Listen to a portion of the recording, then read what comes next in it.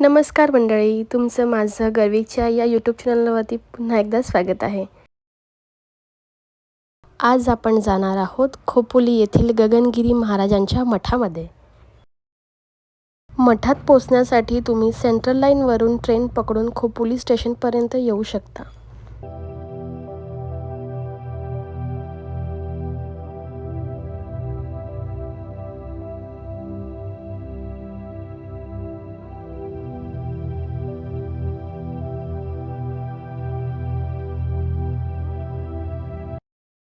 खोपोली स्टेशनवरून हा मठ 1.5 किलोमीटर अंतरावर आहे. स्टेशनच्या बाहेर तुम्ही शेअर ऑटो पकडून येऊ शकता.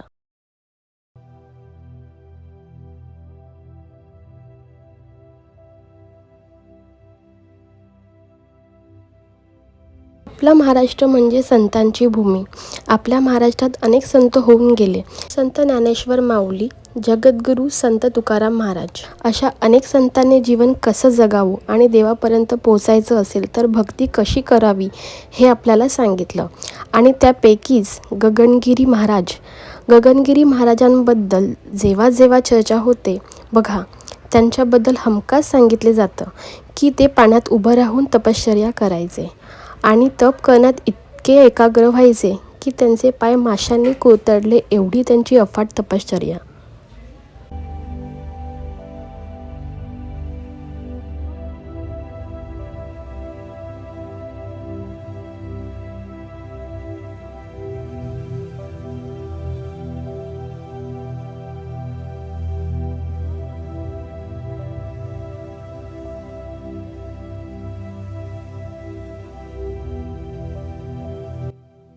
गगनगिरी आश्रम पाताळगंगा नदीच्या किनारी बनवलेलं आहे. या जागेला पाताळगंगा तीर्थक्षेत्रसुद्धा बोललं जातं. आश्रमाच्या या हॉलमधून तुम्ही बाहेर याल तर पाताळगंगा नदी खळखळून वाहताना दिसून येते. सर्वप्रथम आपण जिथे गगनगिरी महाराज तपश्चर्या करायचे त्या गुफा बघायला जात आहोत. हाच रस्ता गुफेपर्यंत जातो.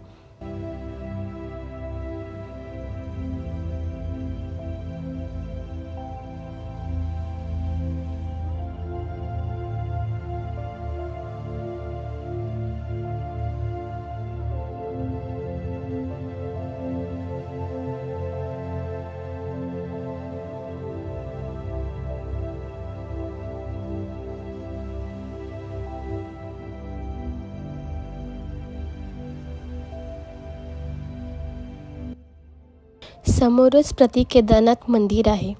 केदारनाथमध्ये जसं शिवलिंग आहे तसंच या मंदिरात शिवलिंग आहे. चला दर्शन करूया.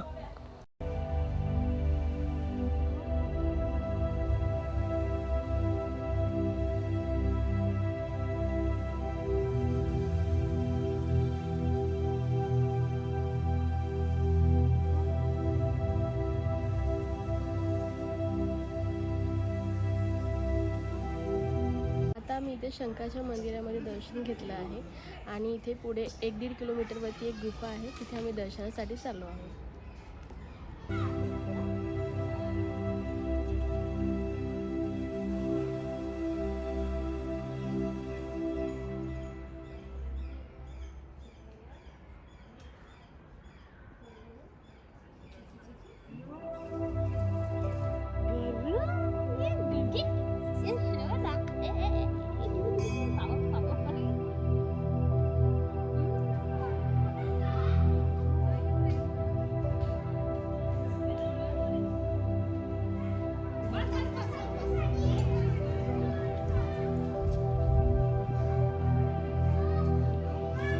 या गुफा टायमिंग सकाळी 8 ते संध्याकाळी 5 पर्यंत आहे. या गेटमधनं आपल्याला आतमध्ये जायचं.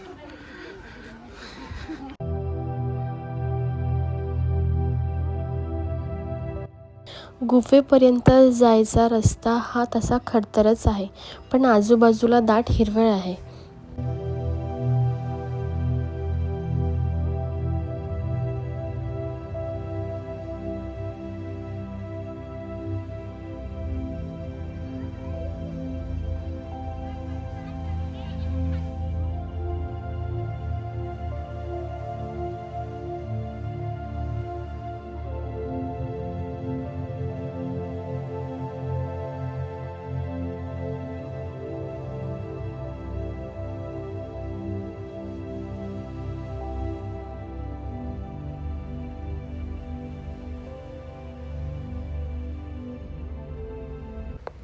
या शिड्या चढून गेल्यावर तुम्हाला गुहा दिसून येते. ही गुहा या मोठ्या पर्वताला फोडून बनवलेली आहे.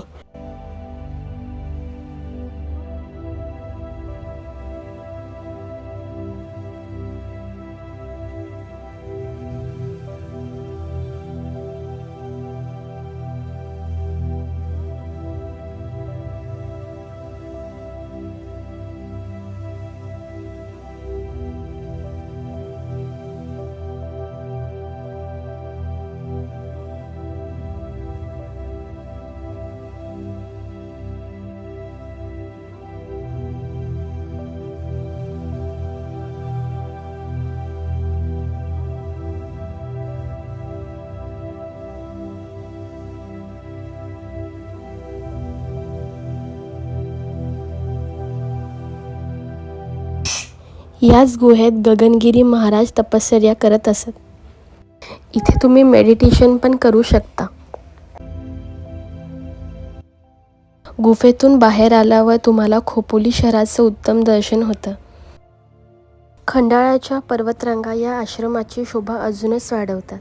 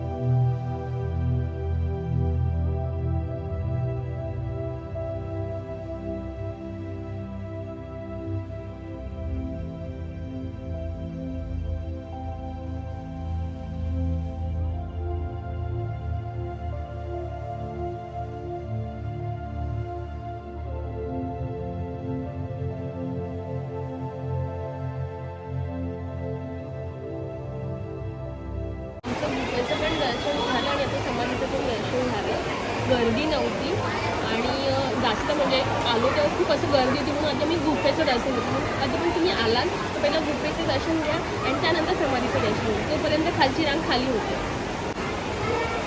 गुफेमध्ये गेल्यावरती तुम्हाला एकदम छान वाटेल, एकदम शांतता आहे तिकडे आणि तुम्ही तिथे मेडिटेशन पण करू शकता. थोडं चालवावं लागतं 1 किलोमीटर पण ठीक आहे. आणि खाली आल्यानंतर तुम्हाला खालचा जो आजूबाजूचा जो वातावरण आणि परिसर आहे एवढं सुंदर आहे की आजूबाजूला पाण्याच्या जे मागे माझ्या पण एक नदी वाहते, खळखळाट आहे त्या नदीचा आणि आजूबाजूला खूप छान वाटतं, प्रसन्न वाटतं. म्हणजे आल्यानंतर एकदम असं ना पीसफुल, खूप सुंदर. की तुम्ही बघता ही नदी वाहते, तिलाच पाताळगंगा असेही म्हटले जाते.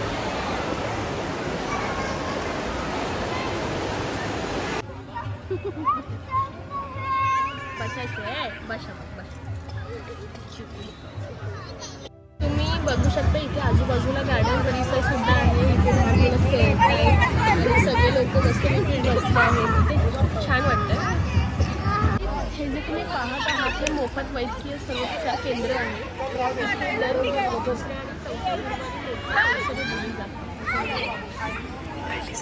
आणि त्या बाजूलाच डायलिसिस सेंटर सुद्धा आहे.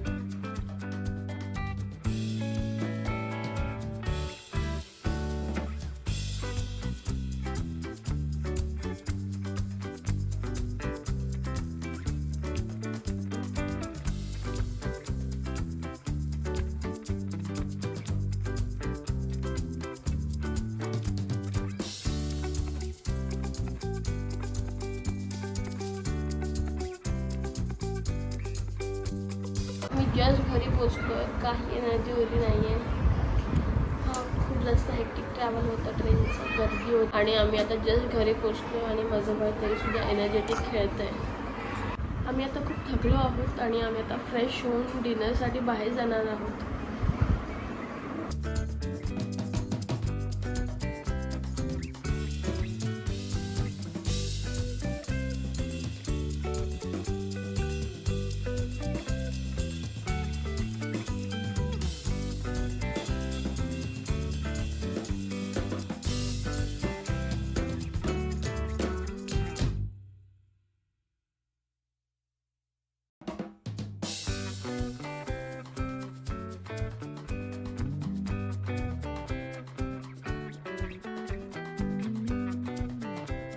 तुझे खुश मैं रखूंगा सोनिया, मैं तेरे होठों पे खामोशी कभी देख सकता नहीं, सारी बातें मैं सुनूंगा सोनिया. और यहाँ पे जितने भी ऑडियंस हैं सब लोग मिलकर मेरे साथ गाएंगे. Everyone together. तेरे दिल से ना सारे राज अपने मेरी मुझको पागल है किया, मेरा लगता ना जिया तेरे बगैर, तू मान मेरी जान, मैं तुझे जाने ना दूं.